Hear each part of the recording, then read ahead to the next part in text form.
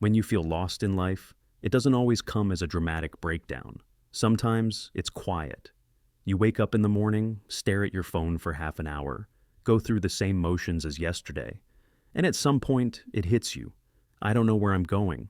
Maybe you've been drifting for weeks, or maybe for years. The strange thing is, everyone around you seems to be moving forward, getting jobs, relationships, promotions, traveling, building something, and you feel like you're stuck at the starting line, watching life pass by like a train you were supposed to be on, but somehow missed.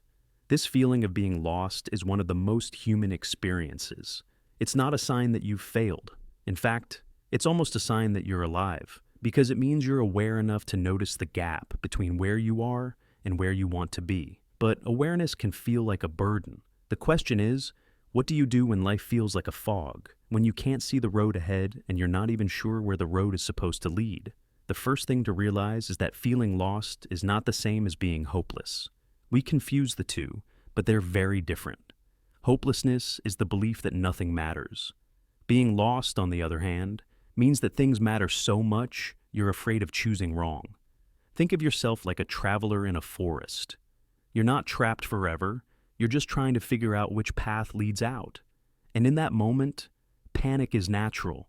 You don't want to waste years wandering down the wrong trail. But here's the paradox. The more desperately you try to find the right path, the more paralyzed you become. You start overanalyzing every choice, career, relationships, even hobbies, thinking one wrong move will ruin your future. That's why the first step when you feel lost is not to search frantically for answers, but to slow down. Think of a sailor lost at sea. If they start rowing in random directions with all their energy, they'll exhaust themselves before finding land. The smarter choice is to pause, look at the stars, get oriented, and then move. So, let's pause. Let's ask, why do so many people, especially in their 20s or 30s, feel this way? Part of it is the modern world. For most of human history, people's lives were mapped out for them. Tradition, family, religion, and community gave you a script. Today, those scripts are gone. We're told we can be anything, do anything, live anywhere. That sounds like freedom, but in practice, it's overwhelming. When everything is possible, nothing feels certain. And when maybe this confusion is not the end, but the start of a new chapter, nothing is certain, you hesitate. But part of it is also deeply personal. Sometimes being lost is not about the world, but about the quiet dissatisfaction inside you. You might have a good job, but it doesn't feel meaningful. You might be surrounded by friends, but feel disconnected. You might have goals, but they don't excite you anymore. And so, you drift because moving forward in the wrong direction feels scarier than standing still. What can you actually do about this?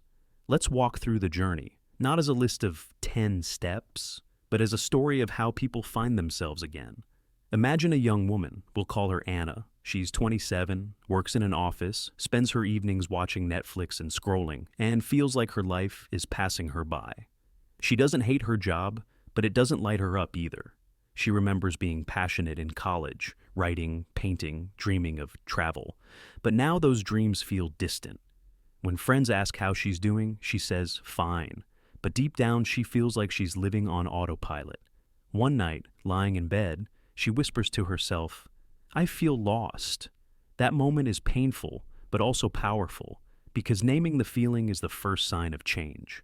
Most people bury it under distractions, alcohol, endless scrolling, constant busyness. But once you say it out loud, you can begin to face it. Anna starts small. She doesn't quit her job, sell all her things, or move to another country overnight. Instead, she carves out one evening a week just for herself. No screens, no noise. She takes a notebook and writes down everything she feels: confusion, frustration, even anger. At first, it's messy, but slowly she notices patterns.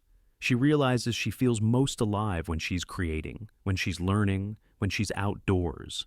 She also notices the things that drain her: endless office gossip, meaningless tasks, empty socializing. This reflection is uncomfortable, but it's clarity. And clarity is like finding a compass. It doesn't immediately tell you where to go, but it points you away from what's killing your spirit. At this stage, many people think they need to have their life purpose figured out. That's another trap. You don't need to know your entire destiny.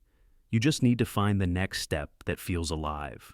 For Anna, that meant signing up for an evening art class.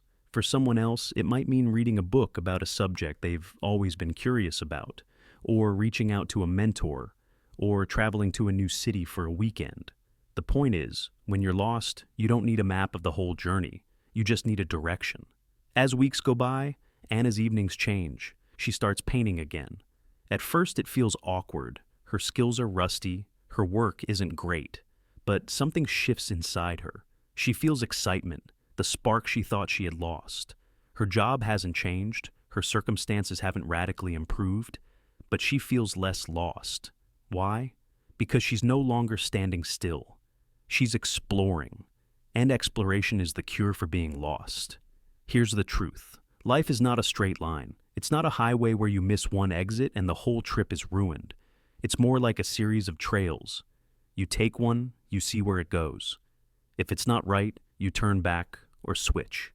Every path, even the wrong ones, teach you something about who you are. The only real mistake is refusing to walk at all. If you're listening to this and feeling lost, remember this. You don't need to figure it all out. You don't need to have a 5-year plan or a perfect vision. You just need to move toward curiosity instead of away from fear. You need to build small moments of aliveness into your days.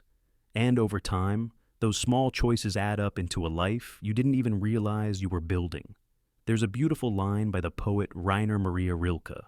He said, "The purpose of life is to be defeated by greater and greater things." What he meant is that you don't need to win life by having it all figured out. You just need to throw yourself into challenges that matter and let them shape you. Feeling lost is not a failure. It's an invitation. An invitation to stop living on autopilot and to start searching, wandering, exploring. Think about it. Every great story starts with someone who was lost. The hero in the myth leaves their village, not knowing what they'll find. The traveler sets out without a map. The artist stares at a blank canvas. They all begin in uncertainty. And it's that uncertainty that makes the story worth telling. So, if you feel lost right now, maybe your story is just beginning. Maybe this confusion is not the end, but the start of a new chapter. The chapter where you stop following the script and begin writing your own. And maybe, just maybe, the fact that you don't know exactly where you're going is what will allow you to discover places no one else has ever seen. They're not afraid anymore, because being lost turned into exploring. Every wrong path has something to teach, and that makes it worth walking. And maybe that's the whole point of being lost. It's the beginning of truly finding yourself.